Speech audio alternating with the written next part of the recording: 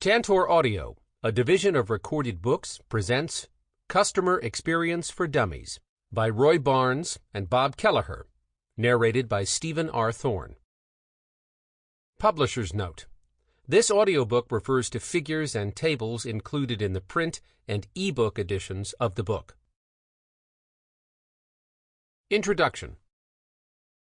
After graduating from college, I, co-author Roy, spent 5 years in Alaska, thanks to a research grant from the National Endowment for the Humanities. During that time, I spent one summer working at a fish camp with a 70-year-old Athabascan Indian named Al Frank. Al and I passed our days catching and drying salmon. He used the salmon to feed his family and his team of 18 sled dogs throughout the year. When the salmon were spawning, that is, swimming upriver to lay their eggs, Al had to catch and store as many fish as he could to survive the fall and long winter.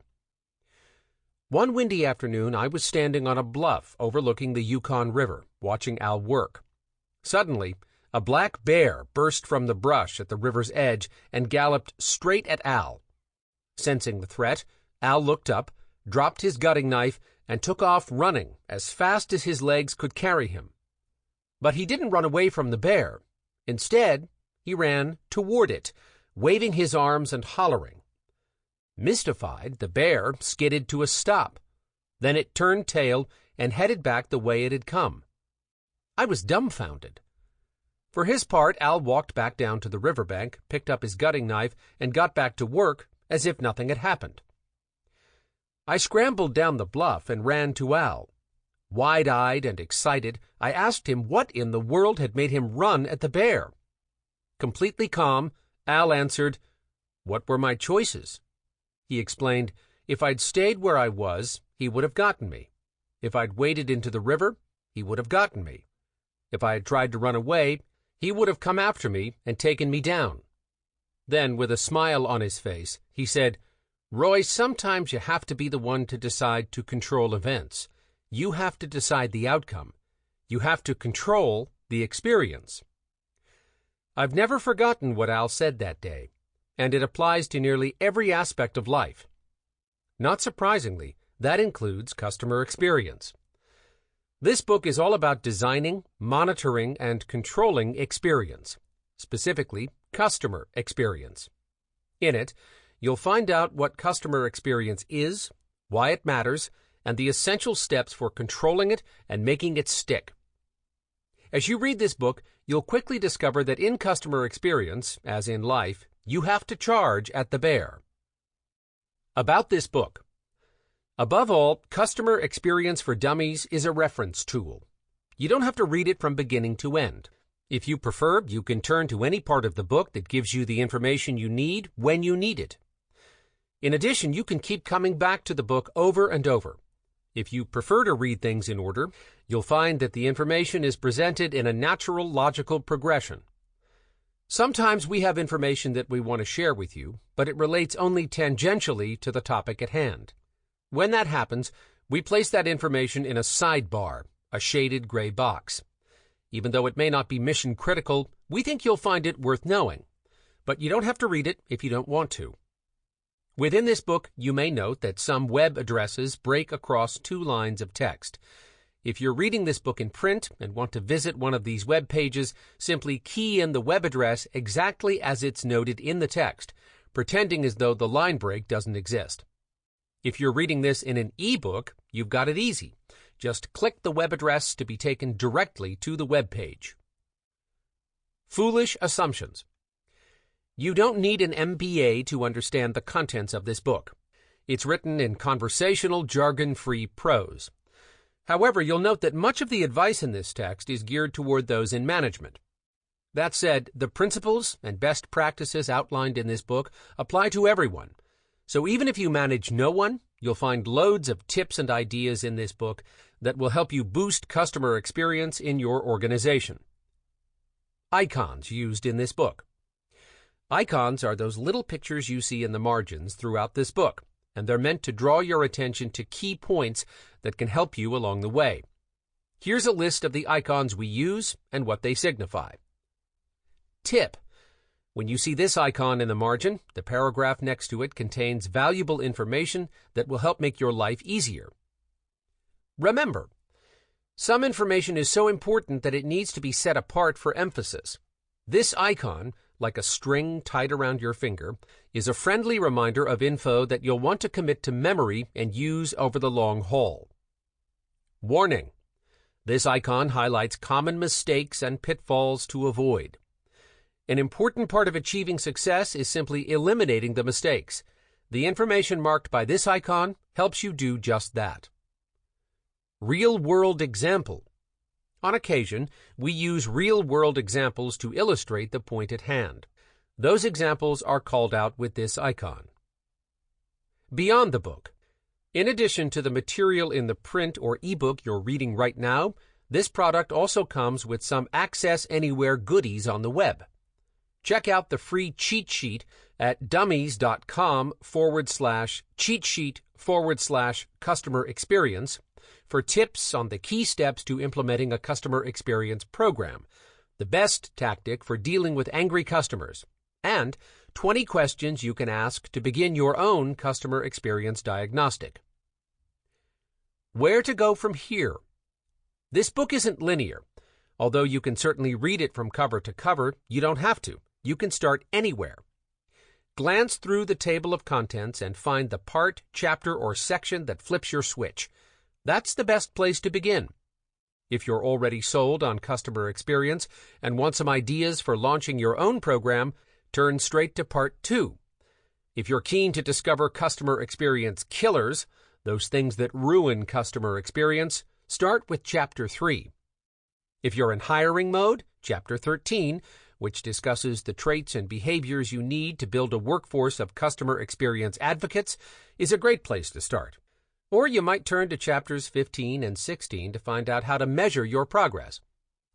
When you're finished reading this book, expand your knowledge by reading the books listed in Chapter 21.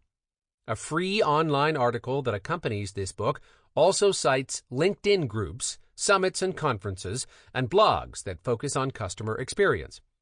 You'll quickly discover that customer experience is a big and growing field, and there's a lot to learn.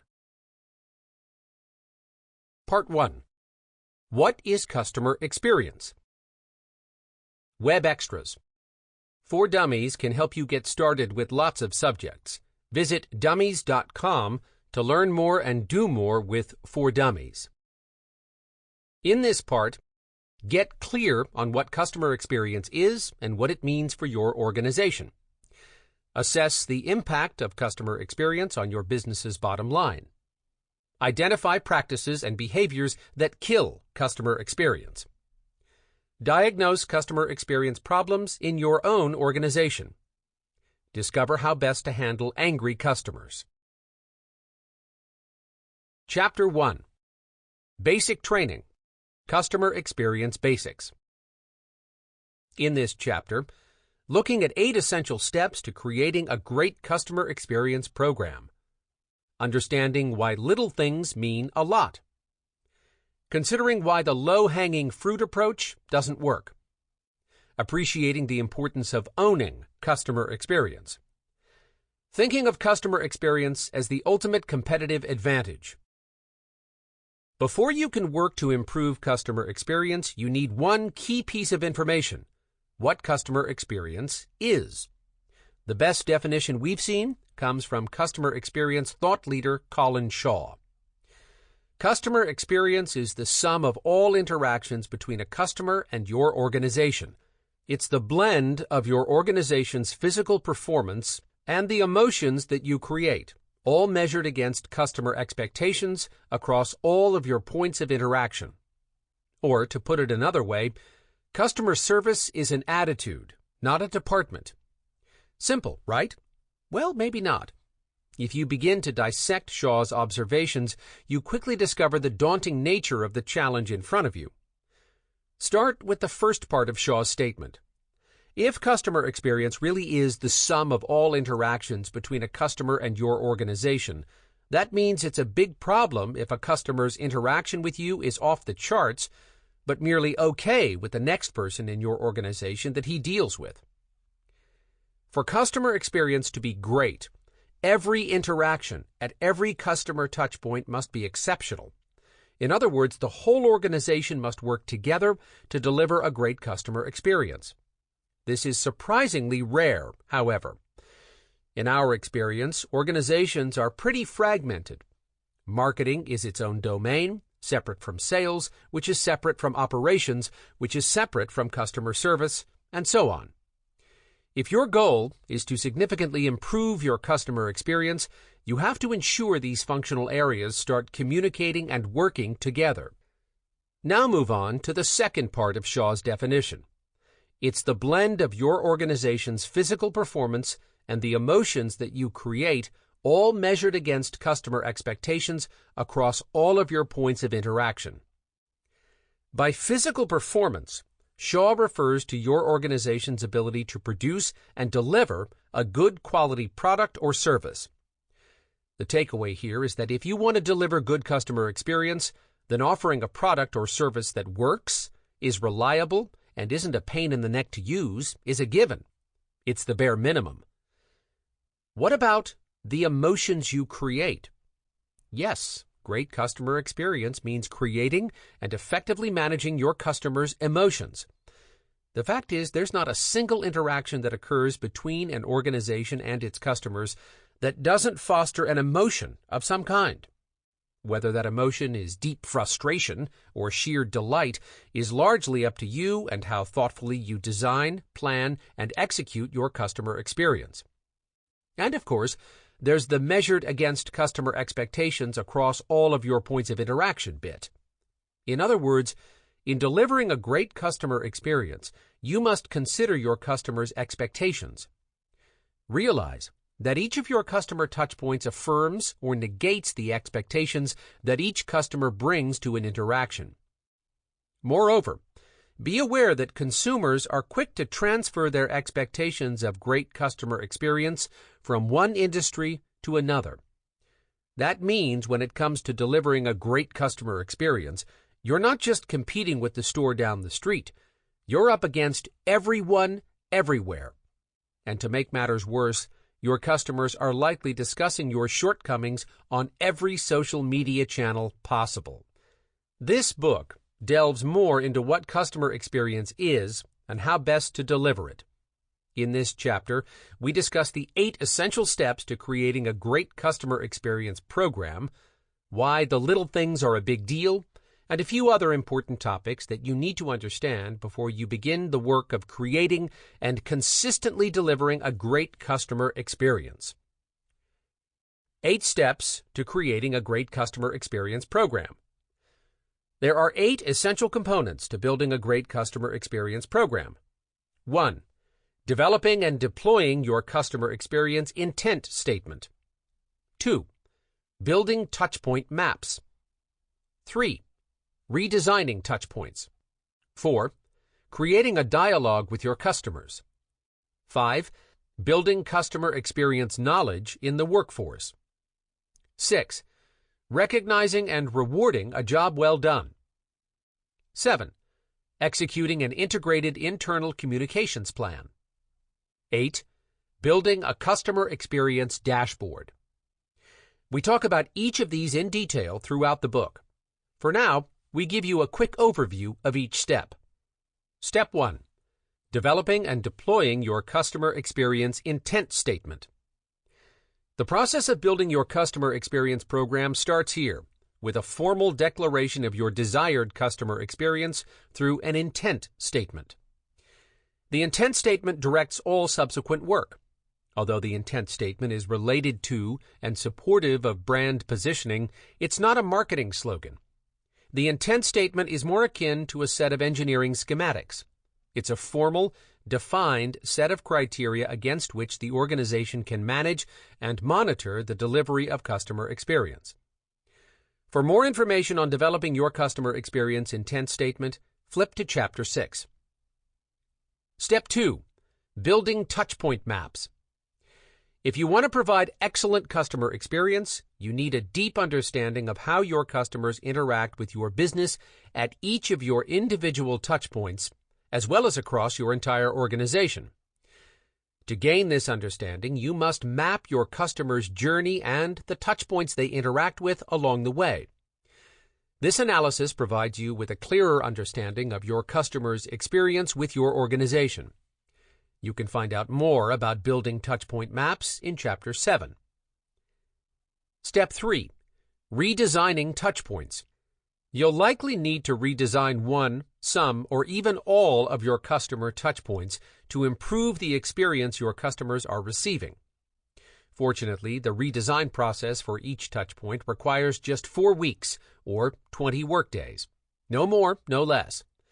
Due to an alarmingly prevalent bureaucratic condition, CADD, or Corporate Attention Deficit Disorder, redesign efforts must be very tightly scoped and time-limited.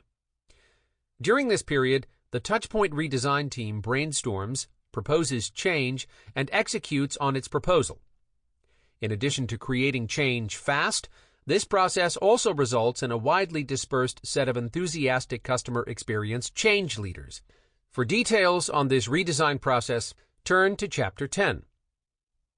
Step 4. Creating a dialogue with your customers. When it comes to getting feedback from customers, annual surveys are out, and constant listening and providing real-time dialogue is in. That means you need to inventory where you are listening effectively today, prioritizing your highest value listening and dialogue touchpoints, and creating a governance model for managing and responding to customer feedback. The end game here is to be able to converse with your customers in near real time and to respond to customer concerns, problems, and suggestions as they happen. For more on getting feedback from your customers, see Chapter 11. Step 5. Building customer experience knowledge in the workforce. Employees who regularly interact with customers need to understand not only what customer experience your organization intends to deliver, your intent statement, but also how to deliver that experience. Most employees are trained only on the specific functions needed to execute their individual part of their siloed business process. Very few are given real-world, hands-on practical experience in exactly how to deliver great customer experience. That has to change. Chapter 12 discusses the ins and outs of building customer experience knowledge in your workforce. Step 6. Recognizing and rewarding customer experience done well. Your organization's compensation system telegraphs to all employees what's really important and what isn't. If rewards, compensation, and so forth, and recognition programs don't reflect your focus on customer experience, then even your very best efforts to turn your company's culture customer-centric will ultimately fail. The program will also fail if you reward individuals who make their numbers but act in a way that ignores or injures the customer experience. Chapter 13 covers the rewards of rewarding correctly. Step 7. Executing an integrated internal communications plan.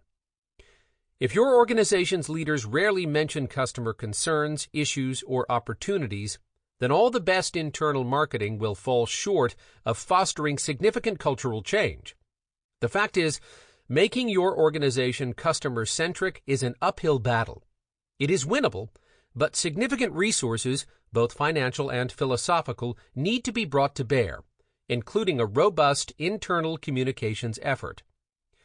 For more on executing an integrated internal communications plan, see Chapter 14. Step 8. Building a customer experience dashboard. Feel-good customer initiatives are a no-go. These must be replaced with laser-guided projects supported by clear and formal performance metrics with assigned and owned commitments. Real metrics and aggressive goals drive accountability for improvement and help kill misaligned initiatives.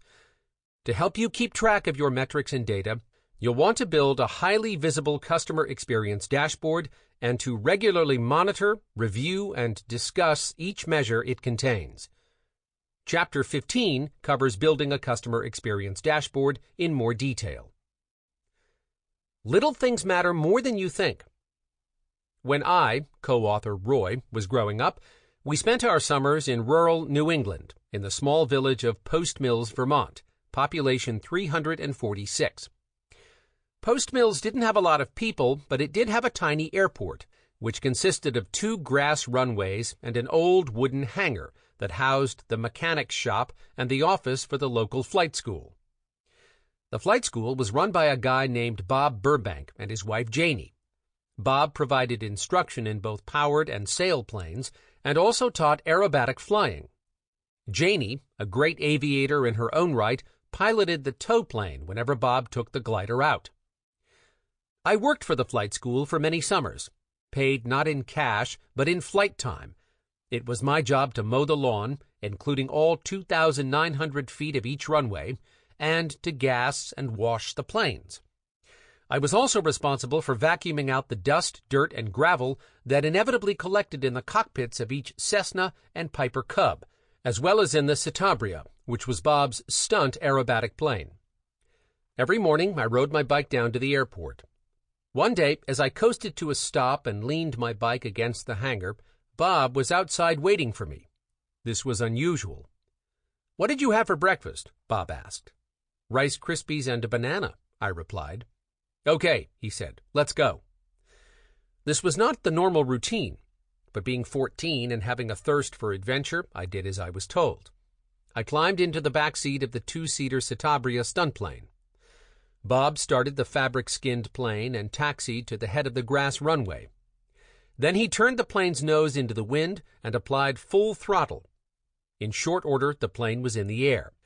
At about 8,500 feet, Bob called out, "All buckled in?" "Yes," I replied. Bob quickly rolled the plane to the right until we were completely upside down.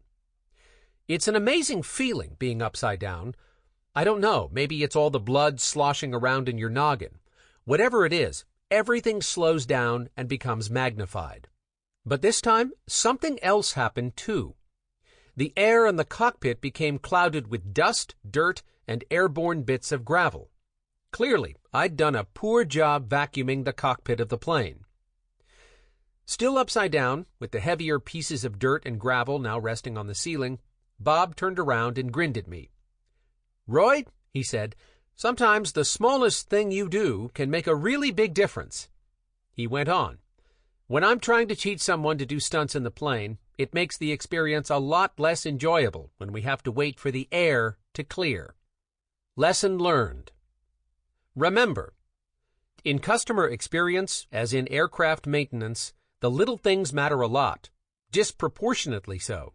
In fact, they often make the difference between a loyal customer and one who unabashedly takes to the internet to criticize your company. Be warned. Avoiding the low-hanging fruit approach. We hear it all the time. Let's identify the low-hanging fruit and pick that first.